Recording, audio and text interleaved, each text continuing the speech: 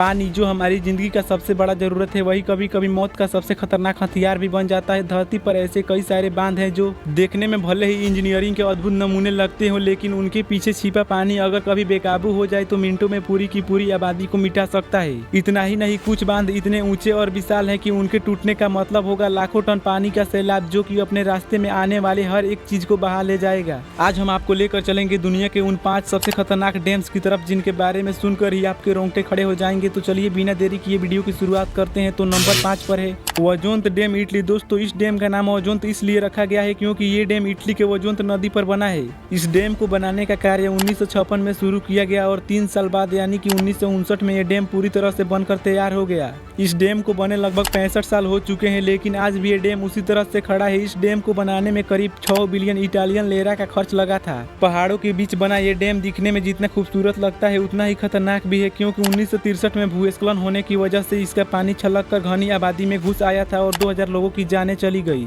तब से इस बांध को सबसे खतरनाक डैम माना जाता है। उसके बाद नंबर 4 पर है मौसी रॉक डैम, यूएसए। दोस्तों, अमेरिका का ये डैम बहुत ही ऐतिहासिक, एक बहुत ही खतरनाक डैम है। इस डैम को बनाने का कार्य आज से करीब 60 साल पहले 1965 में शुरू किया गया था और इसे पहली बार 1968 में खोला गया था। इस डैम के चारों तरफ प्राकृतिक वातावरण होने की वजह से ये डैम दिखने में काफी आकर्षक और मनमोहक लगता है, लेकिन इसके साथ ही ये डैम काफी खतरनाक भी है, क्योंकि इस डैम की लंबी उम्र और इसके जर्जर हालत की वजह से इसे काफी रिस्की बांध समझा जाता है। अगर गलती से यहाँ एक छोटा सा भी भूकंप आया तो ये बांध एक बड़ी तबाही में बदल सकता है और कितने लोगों की जानें भी ले सकता है। उसके बाद नंबर 3 पर है फोर्ट पेक डैम, यूएसए।